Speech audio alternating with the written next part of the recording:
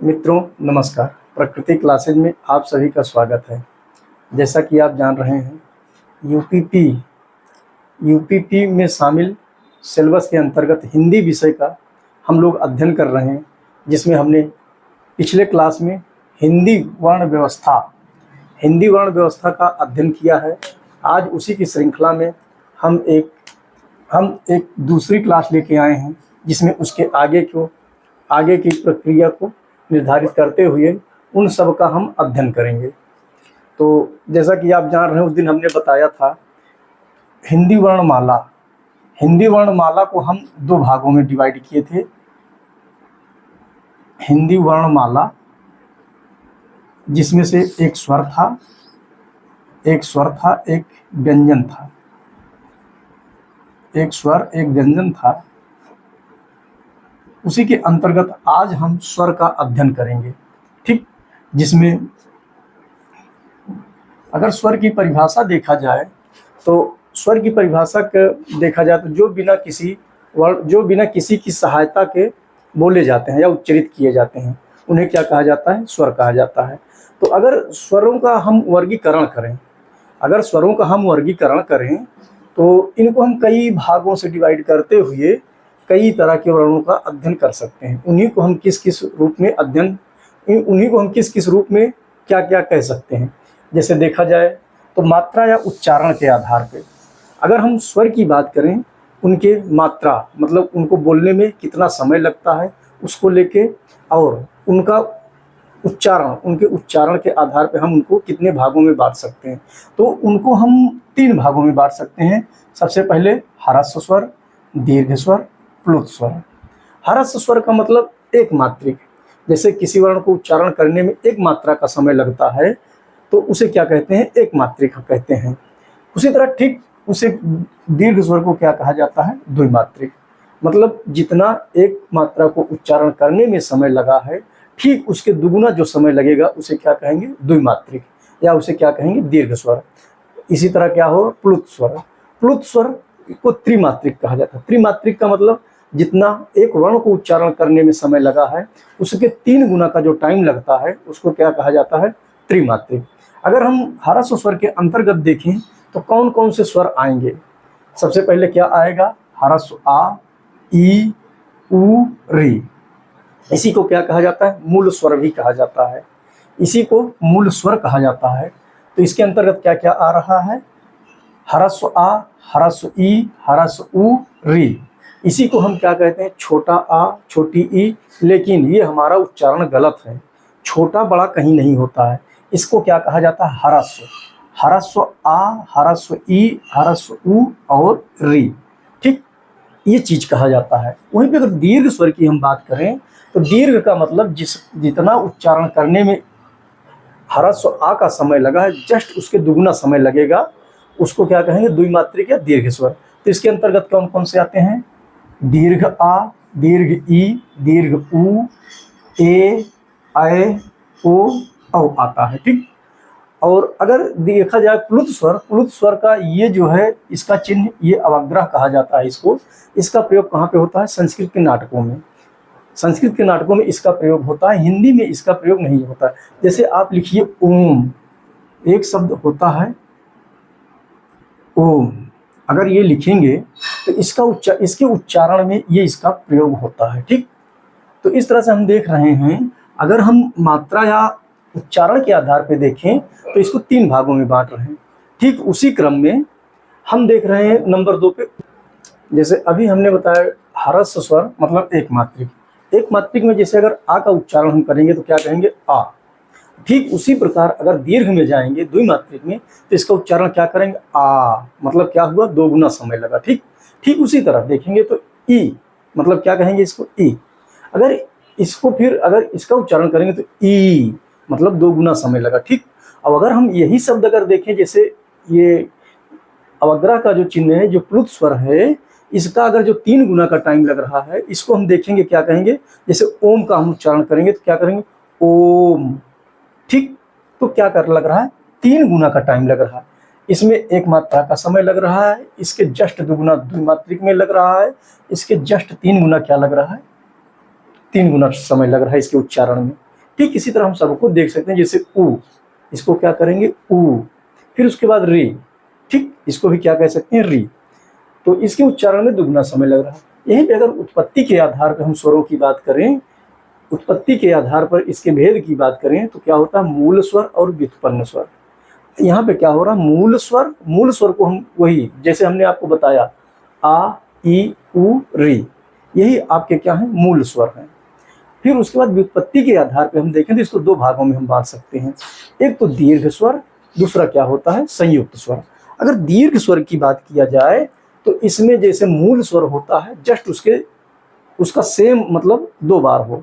जैसे क्या हम जैसे यहाँ पे दीर्घ में देख रहे हैं, ये बड़ा आ है, ये किससे मिल के बना है, ये ह्रस्व आ प्लस ह्रस्व आ से मिल के बना है दीर्घ आ। इसी तरह ठीक इसी तरह ये देखिए ई का उच्चारण, ई जो है ई जो है छोटी ई और ई से मिल के बना है बड़ी ई। ठीक उसी तरह अगर ऊ की बात करें तो किससे मिल के बना है, ये क्या मेरा है छोटी ह्रस्व ऊ और ह्रस्व ऊ मिल के क्या बनाए हैं दीर्घ ऊ। अब वहीं पे अगर संयुक्त स्वर की बात किया जाए तो क्या होगा, दो भिन्न भिन्न वर्ण मिले हुए हैं, दो भिन्न भिन्न स्वर मिले हैं। तो भिन्न भिन्न में जैसे हम देखें ए, तो ए किससे मिल के बना है हमारा, ए जो है आ धन छोटा आ छोटी ई मिल के क्या बनाए हैं ए बनाए हैं। ठीक, तो ये क्या हो गए दोनों भिन्न भिन्न हो गए स्वर, ये दोनों मिल के ए बनाए हैं। ठीक इसी तरह अगर देखें तो आय किससे मिल के बना हुआ है, आ प्लस ए बराबर आय, ये दोनों मिल के आय का निर्माण किए हैं। इसी तरह अगर ओ की देखें, आ धन ऊ मिल के बनाए हैं, आ प्लस ह्रस्व ऊ बराबर ओ। ठीक, अगर औ की बात करें तो हम क्या कर सकते हैं, ये आ प्लस ओ बराबर औ, ये किससे निर्माण हुए, इसको क्या कहते हैं संयुक्त, मतलब संयुक्त का मतलब जुड़ के बनाना। ठीक, जोड़ा कई लोग मिलकर बनाए उसे क्या कहा जाता है संयुक्त। दीर्घ का मतलब अपने ही स्वर के दीर्घ रूप में वो लिखा गया है। तो यहीं पे देखें अगर जिह्वा के प्रयोग के आधार की बात अगर करें, हम जिह्वा के प्रयोग के आधार पर स्वरों का वर्गीकरण करें तो ये तीन तरह से किया जा सकता है, अग्रस्वर, मध्य स्वर, पश्च स्वर। मतलब जिह्वा हमारी ये जो जीभ है इसको अगर हम प्रयोग पे देखें तो इसको तीन भागों में डिवाइड कर सकते हैं जीभ पे, मतलब अग्रस्वर, मध्य स्वर, पश्च स्वर। ठीक, इस पे अगर अग्रस्वर की बात करें, अग्रस्वर का मतलब हमारी जो जिह्वा है वो जो जिसके उच्चारण में दांत से आके मतलब दंत से आके टकराए या दंत को टच करे, उसके आधार पर हम इसको क्या कह सकते हैं अग्रस्वर। अग्रस्वर में कौन कौन से स्वर आ रहे हैं, ई, ह्रस्व ई, दीर्घ ई, ए, आय, कितने आ रहे हैं, चार आ रहे हैं। ठीक, अगर मध्य स्वर की बात किया जाए जैसे कुछ इसके उच्चारण में भी हम देख सकते हैं, क्या ई, देखिए आप उच्चारण करके भी देख सकते हैं, ई मतलब हमारी जीभ कहाँ टच हो रही है, जाके दंत में टच हो रही है, जैसे ई, ए, आय। ठीक, हमारी जीभ कहाँ जाके दंत में सीधे टच हो रही है तो क्या कर सकते हैं, इसको अग्रस्वर कह सकते हैं। वहीं पे अगर मध्य स्वर की बात किया जाए तो जीभ के मध्य भाग का जो है उसमें क्या आता है ह्रस्व आ, इसका भी उच्चारण करके हम देख सकते हैं आ। क्या करेंगे, देखिए जीभ कहीं नहीं टच हो रही लेकिन जोर कहाँ पड़ रहा है मध्य भाग में जीभ के, तो इसके अंतर्गत क्या आएगा ह्रस्व आ आएगा। अगर यहीं पे पश्च स्वर की बात किया जाए तो पश्च स्वर का मतलब ये अंदर जीभ का अंदर वाला भाग जो है उसके माध्यम से इसका उच्चारण होता है। तो क्या करेंगे, जैसे अब इसका हम उच्चारण करके देख सकते हैं आ, देखिए जीभ ना तो अग्रभाग पे टच हो रही है ना तो मध्य भाग में, जैसे ऊ, ऊ, ओ, औ, इसका हम उच्चारण खुद करके ये चीज देख सकते हैं। तो इस तरह से जिह्वा के प्रयोग के आधार पे तीन मतलब स्वरों को तीन भागों में बांटा जा सकता है, अग्रस्वर, मध्य स्वर, पश्च स्वर। तो ये चीजें हो गई, अग्रस्वर में ई, ए, आय, मध्य स्वर में आ, पश्च स्वर में आ, ऊ, ओ, औ। ठीक, ये चीज हो गया। अगर यही उच्चारण के आधार पे हम देखें तो इसको कितने भागों में बांट सकते हैं, इसको हम स्वर को कितने 6 भागों में बांट सकते हैं। अगर उच्चारण के आधार पे देखें तो इसको हम 6 भागों में बांट सकते हैं, जैसे कंठ स्वर, तालव्य स्वर, ओष्ठ स्वर, मूर्धन्य स्वर, कंठ तालु, कंठ ओष्ठ, ये इतने भागों में हम बांट सकते हैं। जैसे कंठ स्वर, कंठ का मतलब यहाँ से जिसका उच्चारण हमारे कंठ से हो, तो क्या आता है इसमें आ, क्या आएगा, हम उच्चारण करके भी देख सकते हैं। आ कहाँ से हो रहा है, कंठ से सीधे हो रहा है। तालव्य से देखिए, तालव्य का मतलब तालु, जीभ कहाँ जाके टच होगी, तालु में। जैसे ई इसका उच्चारण करिए, आप स्वयं करके देखिए। ई इसका उच्चारण मतलब जीभ कहाँ टच हो रही है, तालु में। तो इसको हम क्या कह सकते हैं, तालव्य स्वर कह सकते हैं। वहीं भी अगर ओष्ठ की बात किया जाए, जैसे उ देखिए, हमारा ओष्ठ कैसे बंधा, देखिए ओष्ठ सीधे मुंह बन जा रहा है, मतलब ओठ जो है वृत्ताकार में बन रहा है। तो उ तो ये हो गया, ओष्ठ स्वर हो गए उ। अगर मूर्धन्य की बात किया जाए, मूर्धन्य स्वर ऋषि को कहा जाता है, री को। री देखिए, आप उच्चारण करिए, सीधे यहाँ पे जोर पड़ रहा है, री। एक बार उच्चारण करके आप देखिए, प्रैक्टिकल भी कर सकते हैं, री। तो यहीं पे जैसे री का उच्चारण आप स्वयं करके देख लीजिए। अगर हम उच्चारण जब करेंगे तो जीभ में भी कंपन होगा, री। ठीक उसी तरह कंठ तालु, मतलब क्या, कहाँ पे टच होगा, कंठ और तालु। इनका उच्चारण कहाँ से होता है, कंठ और तालु दो जगह से होता है। ये दोनों मिलके, जैसे इसको संस्कृत में भी कहा जाता है, एदयतो कंठ तालु, मतलब ए को क्या कहा जा सकता है, कंठ तालु। अगर वहीं पे कंठोष्ठ की बात किया जाए, ओ और किससे उच्चारण होते हैं, कंठ और ओष्ठ से। इसका संस्कृत में क्या कहा जाए, उच्चारण में उदयतो कंठोष्ठ, उदयतो कंठ ओष्ठ। ओ और औ का उच्चारण स्थान कंठ और ओष्ठ है। तो उच्चारण के आधार पर इसको हम कितने भागों में बांट के अध्ययन कर सकते हैं, 6 भागों में। तो इस तरह से हम देख सकते हैं कि ये इतने हमारे जो है कहाँ से किसका उच्चारण हो रहा है। कभी कभी ये सीधे क्वेश्चन पूछ लेता है, मतलब परीक्षाओं में पूछता है कि आ का उच्चारण स्थान क्या है, ई का उच्चारण स्थान क्या है, ओ का उच्चारण स्थान क्या है। तो इस तरह से एक क्वेश्चन लगभग पूछता है परीक्षाओं में। तो वहीं पे हम देखें, अगर मुख विवर के आधार पे, मुख विवर मतलब मुख की आवृत्ति, मुख के बनने के आधार, मतलब मुख किस तरह से बनता है। जैसे कुछ वृत्ताकार होगा, कुछ अर्धवृत्ताकार होगा, कुछ में पूरा खुलेगा, कुछ में आधा खुलेगा। तो ये चीज़ें हम देख सकते हैं विवृत के आधार पे। मतलब इसको देखेंगे मुख विवर के आधार पर। मुख विवर का मतलब खुलना होता है, ठीक। मुख विवर का मतलब खुलना, हमारा मुंह किस पे कितना खुलता है उसके आधार पे हम देखेंगे। जैसे किसी वर्ण के उच्चारण में हमारा मुंह कितना खुल रहा है, तो उसमें देखेंगे तो इसको 4 भागों में डिवाइड कर सकते हैं। एक विवृत का मतलब ओपन, जिसमें मुंह पूरा ओपन हो। फिर उसके बाद अर्धविवृत, जिसमें मुंह आधा ओपन हो, मतलब आधा खुले। फिर उसके बाद अर्धविसंवृत, हाफ क्लोज, जिसमें क्या हो, मुंह क्या हो, आधा बंद हो, जिसमें मुंह क्या हो, आधा बंद हो। असंवृत का मतलब जिसमें मुंह पूरा बंद हो, जिसमें मुंह मतलब ना खुले। तो इस तरह विवृत में हम देखेंगे तो आ, इसका अगर हम उच्चारण करेंगे तो आ, देखिए खुद करिए, मुंह जो है पूरा खुल रहा, आ, बड़ा आ। तो ये हो रहा विवृत का मतलब ओपन का के अंतर्गत कौन सा आएगा, बड़ा आ, मूर्धन्य। ये क्या बोलते हैं इसको, दीर्घ स्वर, ठीक, ये आएगा दीर्घ स्वर। यहीं पे अगर अर्धविवृत का देखें तो अर्धविवृत मतलब हाफ ओपन मतलब जिसमें मुंह क्या करे, आधा खुले। तो इसमें आ, ए, औ, आ, ये चीज हम इसका उच्चारण कर सकते हैं। उच्चारण करके भी हम देख सकते हैं, आ, ए, औ, ठीक।